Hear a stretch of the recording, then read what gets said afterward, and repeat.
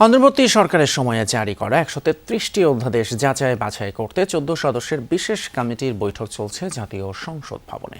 বৈঠকে যোগ দেওয়ার আগে স্বরাষ্ট্রমন্ত্রী সালাউদ্দিন আহমদ বলেছেন, জুলাই যোদ্ধাদের দায় মুক্তি বহাল রাখবে সরকার। জানান, ১৩৩টি অধ্যাদেশের মধ্যে যেগুলো গুরুত্বপূর্ণ তা পাশ করা হবে, কিছু অধ্যাদেশে সংশোধন এনে পাশ করা হবে, এছাড়া বাকি অধ্যাদেশের বিষয়ে পরে সিদ্ধান্ত নেওয়া হবে। এ সময় আইনমন্ত্রী মোহাম্মদ আসাদুজ্জামান বলেন, ২ এপ্রিলের মধ্যে ১৩৩ অধ্যাদেশের বিষয়ে প্রতিবেদন জমা দেওয়া হবে।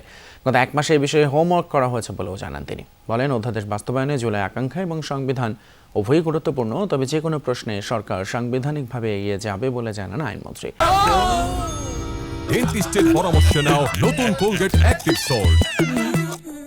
জামায়াতের নায়েবে আমির মুজিবুর রহমান বলেন, সংবিধান পরিপন্থী বা জনগণের স্বার্থের বিরুদ্ধে যায় সেসব অধ্যাদেশের বিষয়ে সুপারিশ করবে না জামায়াত।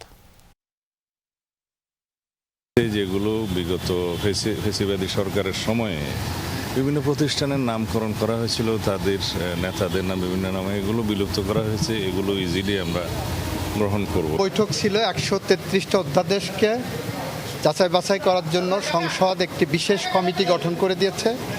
আমরা সেই কমিটি বসেছিলাম, যাচাই বাছাই করছি। ২ তারিখের মধ্যে রিপোর্ট তৈরি করব, এতটুকু রোডম্যাপ। এই মুহূর্তে জাতীয় সংসদ ভবনে আছেন আমাদের সহকর্মী আরফিন শাকিল। আরও বিস্তারিত জানতে যাচ্ছি তার কাছে। আরফিন, সংসদে বিশেষ কমিটির বৈঠকের খবর আমরা দেখছিলাম, কি আলোচনা হয়েছে, কিছু জানা গিয়েছে কিনা? বৈঠকের ব্যাপারে একটু বিস্তারিত জানাবেন। অনেক বিষয় জানা গেল তিতুমির, এবং সেসব বিষয় নিয়ে এখন পর্যন্ত আসলে কনক্রিট যে আলোচনা, সেই আলোচনা শেষ হয়নি। আগামীকালও দুপুর ২টা নাগাদ সেই আলোচনা চলবে। মূলত আজকে ১৩৩টি যে অধ্যাদেশ রয়েছে, অর্থাৎ অন্তর্বর্তীকালীন সরকারের সময় যেই সময়ের প্রয়োজনে যে অধ্যাদেশগুলো করা হয়েছিল, সেগুলো আইনে পরিণত করার জন্য, সংসদ উত্থাপন করার জন্য, সেগুলো মূলত আজকের যে সংসদীয় বিশেষ কমিটি, সেই বিশেষ কমিটি প্রথম বৈঠক করেছেন এবং সেখানে ২৭টি বিষয় মূলত আজকে আলোচনা হয়েছে। তার মধ্যে ২২টি বিষয় কমিটি ঐক্যমত পৌঁছেছে এবং বাকি যেই ৫টি বিষয়, যেখানে গুম খুনের বিষয় রয়েছে, সংসদ সচিবালয়ের বিষয় রয়েছে, পুলিশ কমিশনের বিষয় রয়েছে, এইসব বিষয় নিয়ে কেউ কোনো সদস্য ভিন্নমত দিয়েছেন বা দ্বিমত পোষণ করেছেন। সেসব নিয়ে আগামীকাল আলোচনা হবে। এর বাইরে বাকি যেই অধ্যাদেশগুলো রয়েছে, সেসব অধ্যাদেশগুলো নিয়ে আগামীকাল এবং পরশু আলোচনা করা হবে।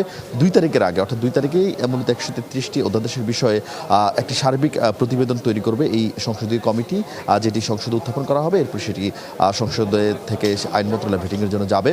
এবং আপনি জানেন যে আসলে এই অন্তর্বর্তীকালীন সরকারের সময় জুলাই যারা যোদ্ধা রয়েছেন তাদের দায় মুক্তির জন্য একটা অধ্যাদেশ করা হয়েছিল। এই আজকের এই বৈঠক থেকে সেই বিষয় একেবারে ঐক্যমত হয়েছে, অর্থাৎ সেই অধ্যাদেশটি আইনে পরিণত করা হচ্ছে। এতে করে যারা জুলাই যোদ্ধা, যারা জুলাই আন্দোলনে অংশ নিয়েছেন, তাদেরকে দায় মুক্তি দেওয়া হচ্ছে।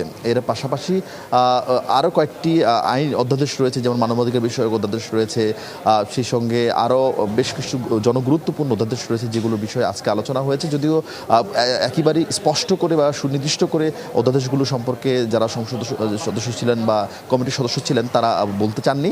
তারা বলছেন যে এর মধ্যে ২০ থেকে ২২টি বিষয় তারা ঐক্যমত পৌঁছেছেন, বাকিগুলোর বিষয়ে আলোচনা হয়নি। এর বাইরে আরও যে ৫টি বিষয়, সেসব বিষয় নিয়ে দ্বিমত পোষণ করেছেন। এর বাইরে আগামীকাল যে বৈঠক, পরশুদিনও বৈঠক রয়েছে, সেই বৈঠকে ধারাবাহিকভাবে এই অধ্যাদেশগুলো নিয়ে আলোচনা হবে এবং অনেক অধ্যাদেশ রয়েছে যেগুলো সময়ের প্রয়োজনে অন্তর্বর্তীকালীন সরকার করেছিলেন, যেগুলো এরই মধ্যে তার কার্যকারিতা হারিয়েছে, অর্থাৎ যেগুলো এখন আর খুব একটা প্রয়োজন নেই, সেগুলো যেমন বাতিল হবে, তেমনি কিছু অধ্যাদেশ রয়েছে যেগুলোতে সংশোধনী আনা হবে। বিশেষ করে সংসদ সচিবালয়ের যে অধ্যাদেশ করা হয়েছে, সেই অধ্যাদেশে বেশ কিছু বিষয়ে সংশোধনী আনার জন্য প্রস্তাব করা হয়েছে। এবং আরেকটি তথ্য আপনাকে জানিয়ে রাখি, এই সংসদের যে পর্যালোচনা কমিটি, সেখানে কিন্তু সরকার দলের সংসদ সদস্যরা যেমন রয়েছেন, তেমনি বিরোধী দলের সংসদ সদস্যরা রয়েছেন। ৩ জন বিরোধী দলের সংসদ সদস্য রয়েছেন, রফিকুল ইসলাম খান, সে সঙ্গে মুজিবুর রহমান, তারা রয়েছেন, এবং বিএনপির পক্ষ থেকে রয়েছেন আইনমন্ত্রী, রয়েছেন স্বরাষ্ট্রমন্ত্রী, এবং সেই সঙ্গে এই কমিটির সভাপতি করা হয়েছে সংসদ সদস্য অ্যাডভোকেট জয়নাল আবেদিন। সব মিলিয়ে আগামীকাল বা পরশু দিনের মধ্যে স্পষ্ট হবে আসলে কোন অধ্যাদেশ সংসদে যাচ্ছে, পাশ হচ্ছে। তিতুমির। ধন্যবাদ আরফিন শাকিল। জাতীয় সংসদ ভবন থেকে যোগ দিয়েছিলেন, জানাচ্ছিলেন সেখানকার সংসদীয় কমিটির বৈঠকের সবশেষ খবর।